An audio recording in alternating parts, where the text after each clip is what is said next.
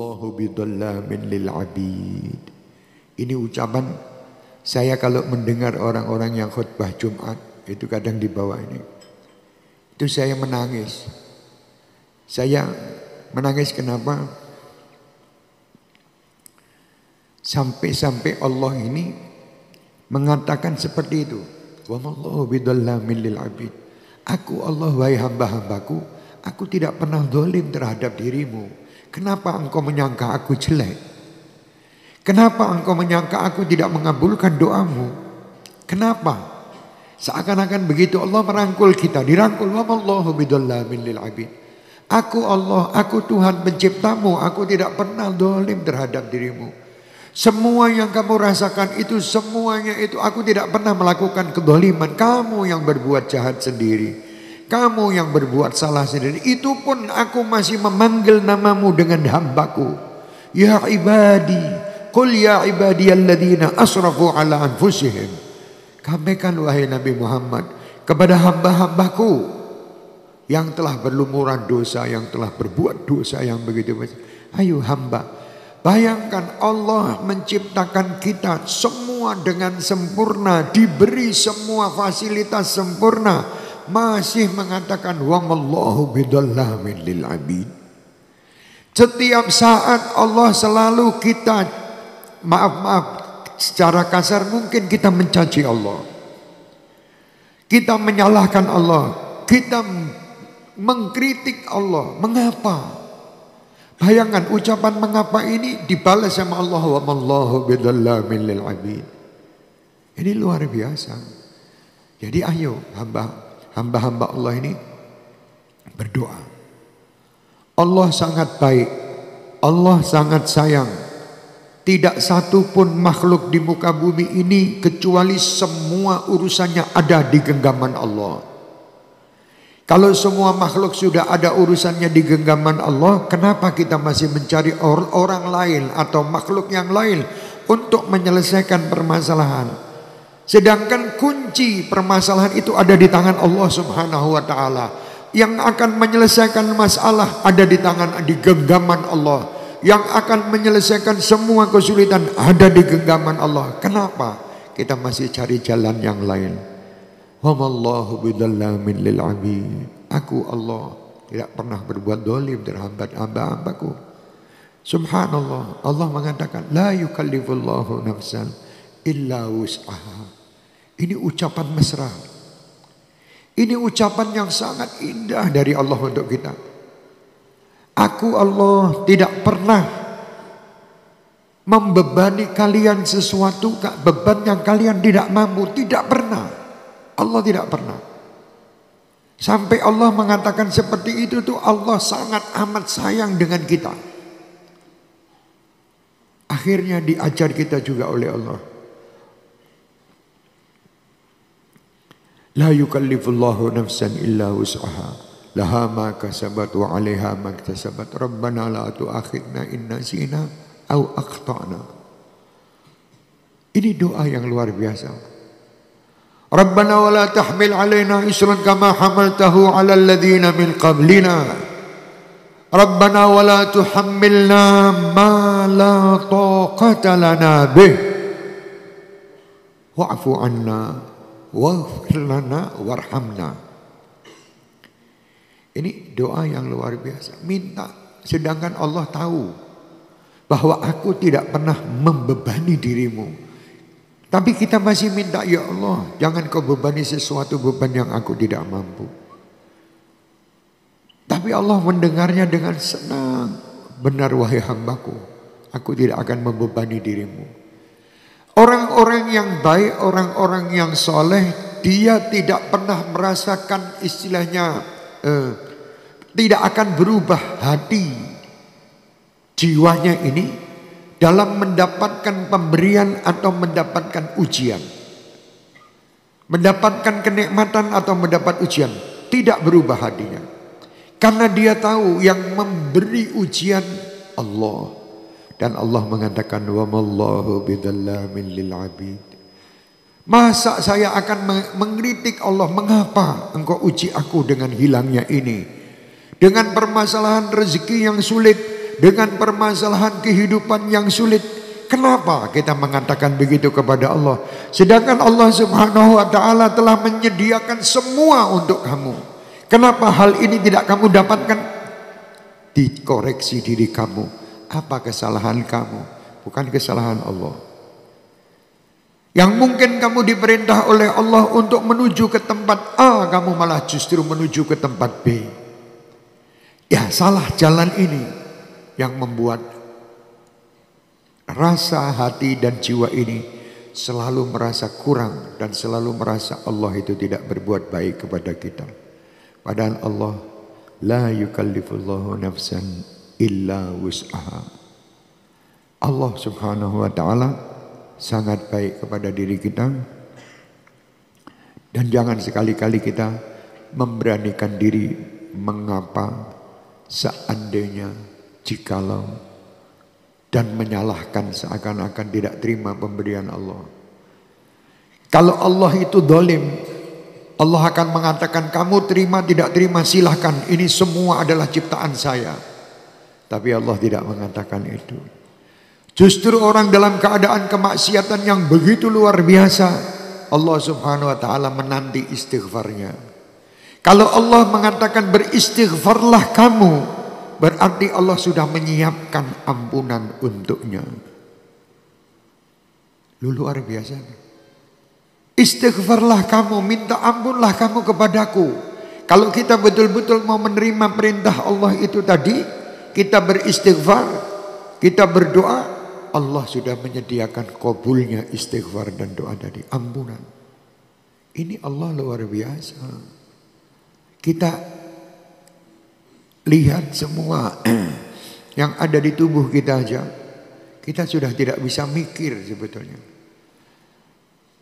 Berapa kali kita menggerakkan mata dalam satu hari tidak pernah kita atur, Allah yang mengatur, dan itu tepat untuk mata kita. Dan setiap mata berbeda. Berapa kali gerakan. Allah menciptakan bulu di mata ini, bulu di atas mata ini. Semua ciptaan ini semua tertib dan bagus.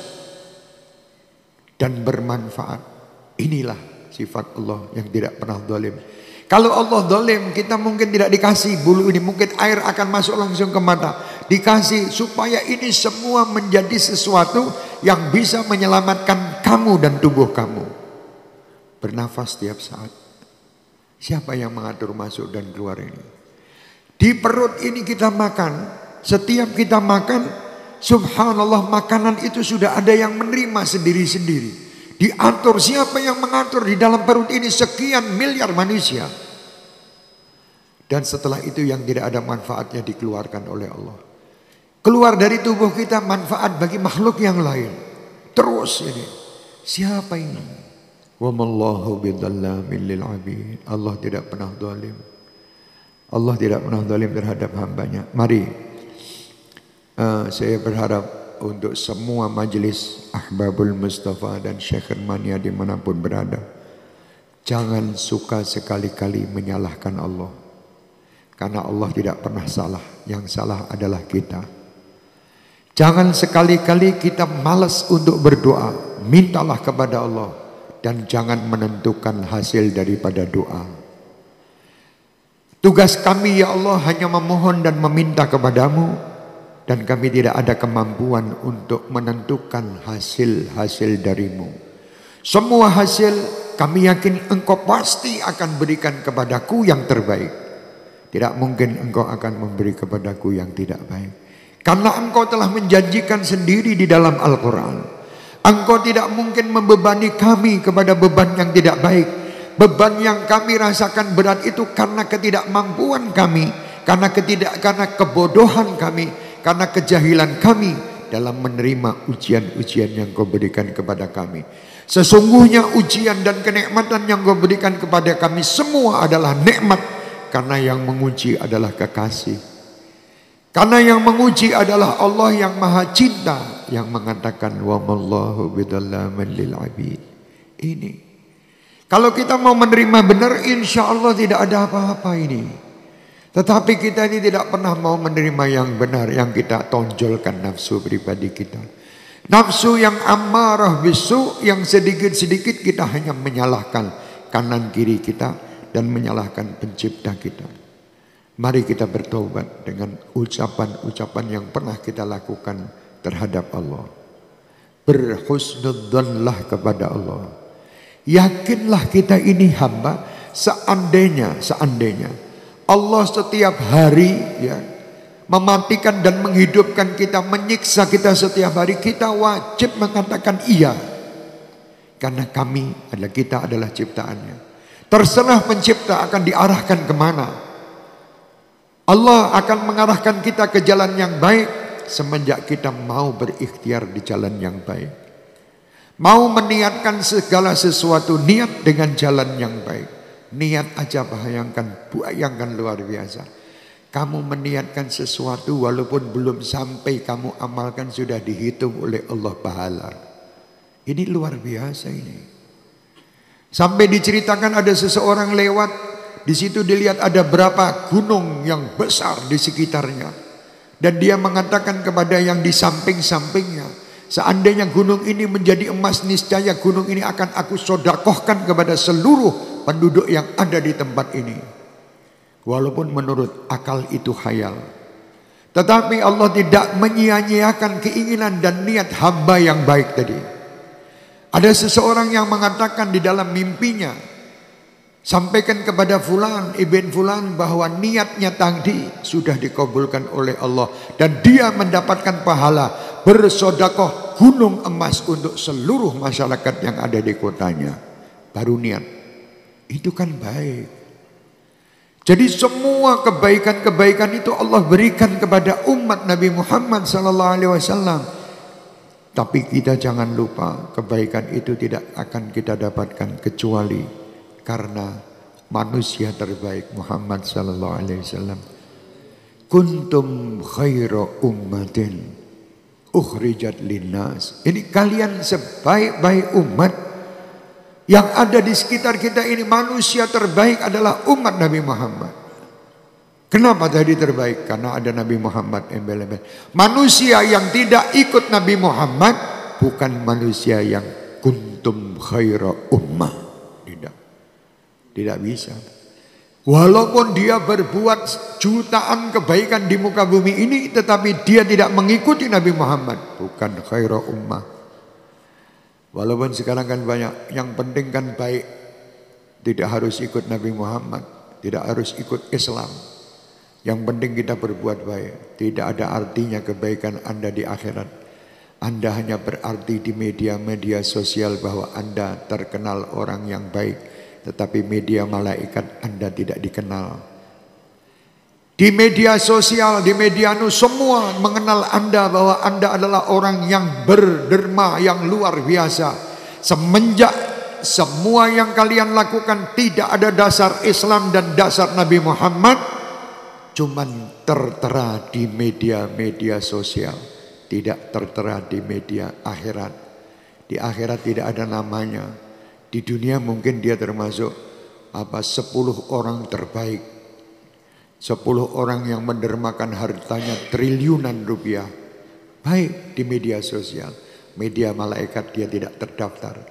Nanti di akhirat dia tidak akan mendaftar, tidak akan terdaftar di surga karena dia mengkufuri nikmat Allah, terutama dia tidak Islam dan beriman.